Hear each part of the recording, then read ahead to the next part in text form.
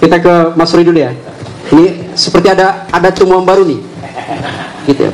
Di depan saya masih fotokopi juga, tapi katanya asli di belakang gitu ya. Bismillahirrahmanirrahim. Assalamualaikum warahmatullahi wabarakatuh. Salam sejahtera untuk kita semuanya. Om Swastiastu, Namo Buddhaya.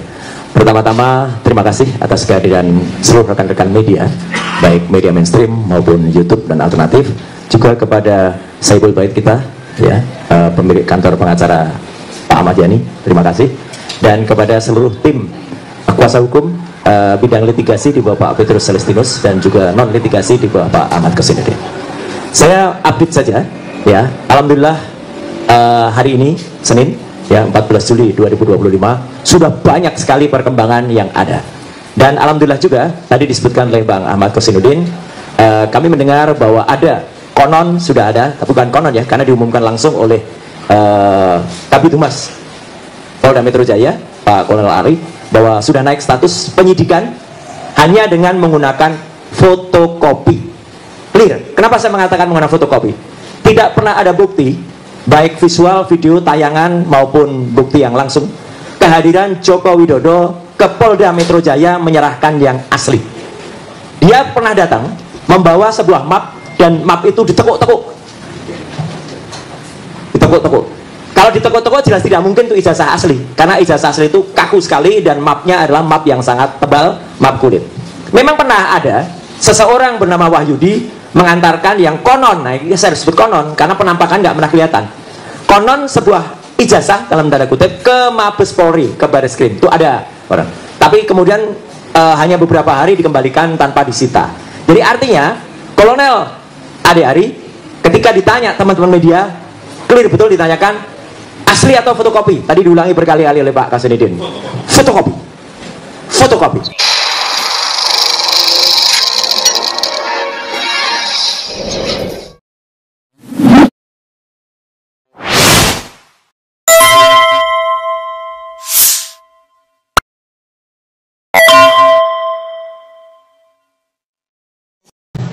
Teman-teman tahu semua, dalam hukum fotokopi bukan bukti. Clear ya. Jadi kalau bukan bukti, kalau itu hanya berupa fotokopi, sangat janggal sekali kalau kemudian ada kenaikan status. Itu yang pertama. Yang kedua soal kenaikan status adalah, kalaupun dipaksakan atau nekat dinaikkan, maka nanti pada yang harus diperiksa pertama adalah pelapor. Joko Widodo harus datang duluan ke Polda Metro Jaya, bukan kemudian sudah ada sounding-sounding minggu ini kami akan dipanggil. Itu urutannya salah besar. Joko Widodo dulu harus dipanggil, kemudian saksi-saksi dari pihak pelapor yang dipanggil duluan, ahli panggil lagi semuanya di sana. Dan yang paling menarik, ini ada perkembangan dari ahli yang katanya ahli, ya, yang disebut ahli digital forensik. Pada saat gelar pendapat khusus di Bareskrim, dia mengakui dia bukan ahli analog. Jadi kalau dia sendiri dihadirkan, makan tuh kata-katanya. Buat apa dia dihadirkan untuk sebuah bukti yang sifatnya analog? Jadi dia tidak berhak untuk menjadi ahli dalam kasus di Polda Metro Jaya. Kalau itu dipaksakan lucu. Dan dia waktu itu di Bareskrim, sebenarnya kami waktu itu bisa menolaknya karena dia tidak mendapatkan surat tugas. Kami, saya, Dr. Rismon, Dr. Tifa, Dr. Taufik, itu ada di surat tugas yang diserahkan kepada Karwasidik. Ahli detail forensik yang katanya ahli itu tidak mendapatkan surat tugas, jadi dia harusnya bisa ditendang keluar. Tapi ke atas kebaikan hati kami tidak menendang keluar. Kenapa? Kami ingin mendengar apa paparan keahliannya. Ternyata ini fakta, teman-teman semua. Dan ini bisa ditanyakan kepada Karwasidik dan seluruh peserta gelar. Tidak ada satupun presentasi ilmiah yang ada.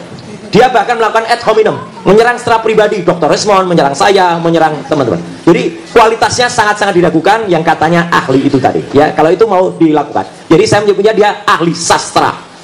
Kenapa ahli sastra? Hanya bisa omon-omon saja, ya. Itu faktor yang pertama yang paling penting. Nah, ini tadi yang sudah dibocorin oleh Pak Sam.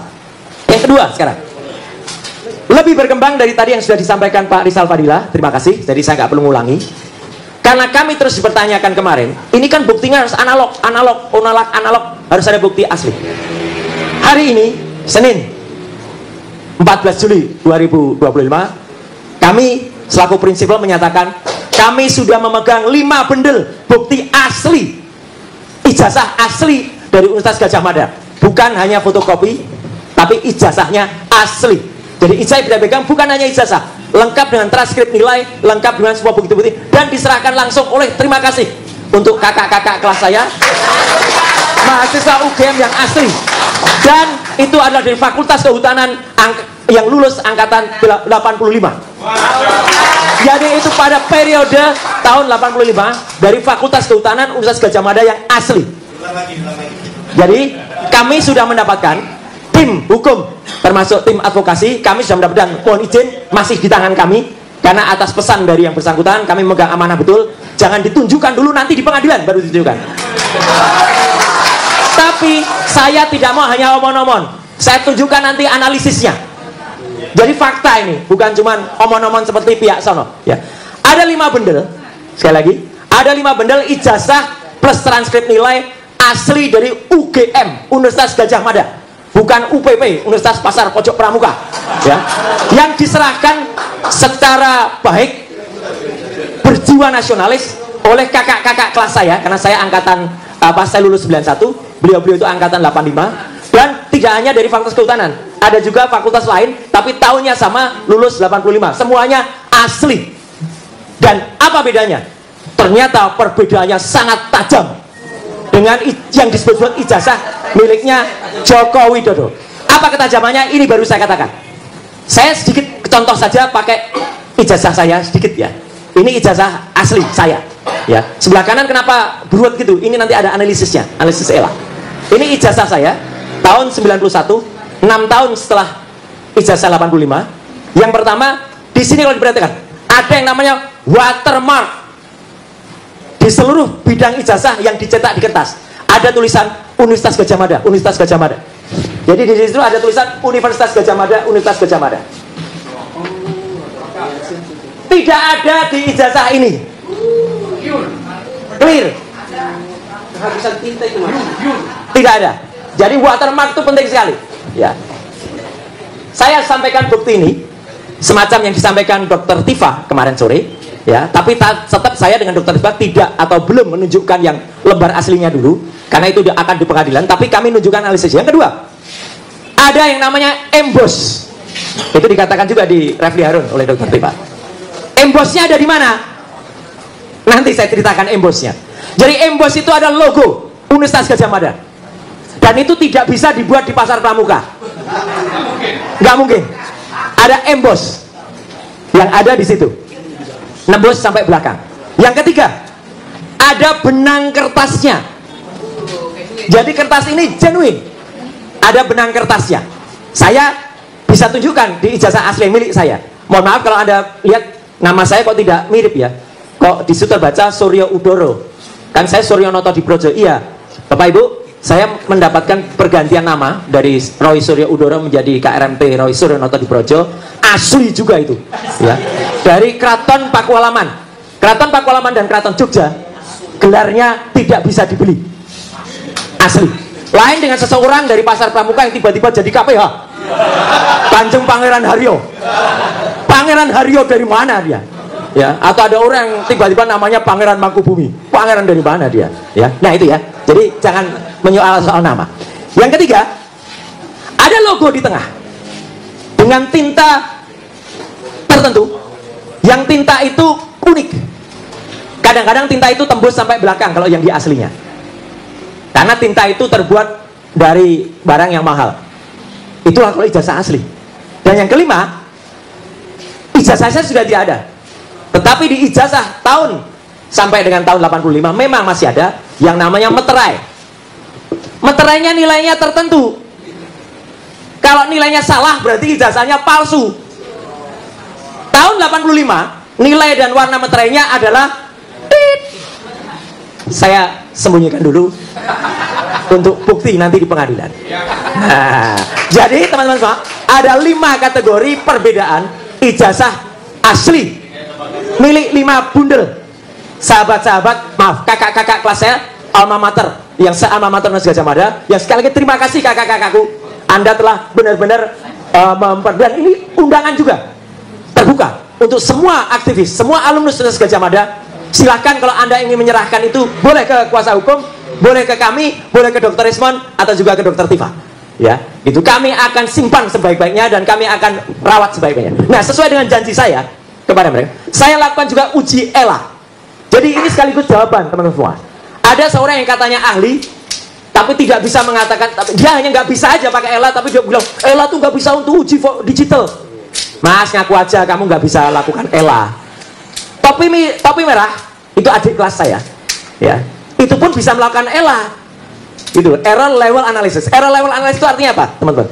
Adalah kita menguji ijazah atau apapun, kalau itu terdapat rekayasa atau terdapat penambahan, itu akan error pada bidang gambarnya.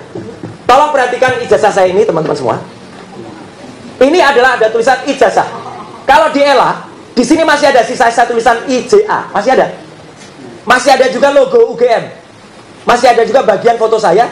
Masih ada juga tanda tangan dari rektor. Masih ada juga watermark, embossnya sebenarnya masih ada. Di ELA kelihatan. Inilah ijazah yang disebut milik Joko Widodo di tahun 85. Maaf. Kelihatan nggak bedanya, teman-teman semua? Ini gambar jelas yang masih ada tulisannya. Ini kita cari tulisan ijazah aja nggak ketemu, logo aja nggak ketemu, bahkan mana nggak ketemu. Artinya ini adalah gambar yang sudah hasil rekayasa. Pak intelijen, Pak Rajasa sangat paham. Ini adalah ijazah saya secara full. Kalau secara ELA masih, maaf gini kebalik, jelas sekali. Bahkan legislasi aja masih kelihatan. Ini tulisan ijazah, ini logo, ini foto saya ada di sini. Sekarang ini miliknya Joko Widodo. Mana ada kelihatan? Tidak ada sama sekali. Tidak ada sama sekali. Gelap kayak orangnya katanya. Enggak, bro, ya. Kita enggak minum, tapi artinya tidak ada.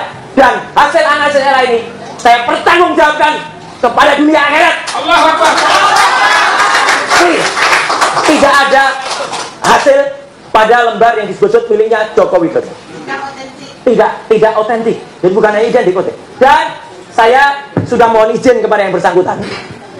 Saya tidak tampilkan aslinya, tapi saya tampilkan analisis ELA-nya. Ini adalah ijazah asli angkatan 85 Fakultas Kehutanan seangkatan dengan Joko Widodo. Ada semuanya. Masih kelihatan. Tulisan ijazahnya ada, bekas logonya ada, kemudian watermarknya juga masih ada. Ya, yang 5 juga sama. Yang 4 lainnya juga sama. Aslinya ada. Jadi saya tidak hanya berani menunjukkan analisisnya, saya tidak hanya berani digitalnya, analognya ada, dan ijazah itu asli semuanya, diserahkan langsung oleh masing-masing yang bersangkutan kepada kami, ya, dan itu siap untuk dipertanggungjawabkan. Artinya apa? Ini adalah bendel bukti yang menambah, jadi tidak mengurangi, Pak. Menambah bukti yang tadi disampaikan oleh Pak Rizal Fadila. Dan bukti-bukti ini siap untuk dibawa juga ke Baris Krim. Ya, clear ya. Nah, kemudian sedikit sebelum nanti Pak Kolonel Chandra Rajasa bisa menyampaikan, saya pun tidak hanya omong-omong. Saya terjun langsung ke pasar Pramuka. Buktinya ada di salah satu TV nanti malam. Tayangannya namanya Dipo Investigasi. Ya. Dan akan saya presentasikan lusa di acara namanya Rakyat Bersuara. Ya, bersama Dr. Tifa dan bersama Dr. Taufik. Ya, itu kami akan cerita detail banget soal ini. Artinya apa? Nanti Pak jelaskan. Saya juga sudah mendapatkan bukti temuan yang namanya, saya sulit nyebutnya profesor ya, karena profesor kok hanya 2 bulan. Dia dapat profesor itu 2 bulan, dan itu dia ngaku sendiri, dari tukang sapu jadi profesor. Profesornya hanya 2 bulan ya. Nah itu, yang itu pun kalau di halaman Dikti, di website Dikti itu juga nggak jelas, karena katanya S2-nya di bukan Pasar Pramuka, tapi di Mustopo Beragama, tapi ada yang nyebut S2-nya di kampus lain. Jadi nggak jelas itu ya sekolahnya. Dan dia jelas betul masih menyelenggarakan acara halal bihalal di belakang pasar pojok Pramuka. Jadi bohong kalau dia mengatakan dia tidak pernah lagi ke pasar Pramuka sejak tahun 2022. Dia masih 1 Mei 2025. Jadi masih beberapa hari yang lalu menyelenggarakan. Dan menariknya, di antara orang-orang yang datang itu, Pak Sri, 5 diantaranya terlibat dengan pembuatan ijazah palsu ini. Clear.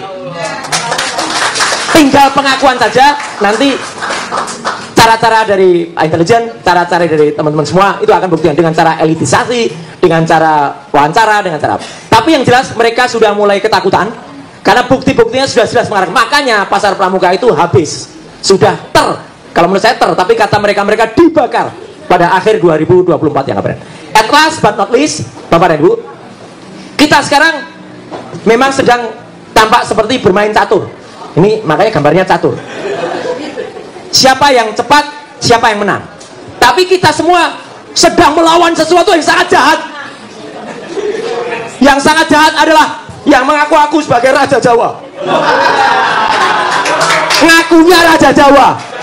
Bahkan ada anak buahnya bergerak KPH palsu. Ya, dia tidak pernah itu. Banyak cerita soal Raja Jawa itu, tapi nanti lain waktu diberikan oleh sumber Raja Jawa yang sebenarnya sudah ada. Jadi artinya apa yang kita presentasikan di sini, sekali lagi terima kasih para kuasa hukum, ya. Kita sama-sama melawan zolim, melawan tenggoraing, ya. Jahat ini adalah Raja Jawa yang palsu dan itu sudah merusakkan Indonesia dan harus kita lawan. Sekian, terima kasih. Wassalamualaikum warahmatullahi wabarakatuh.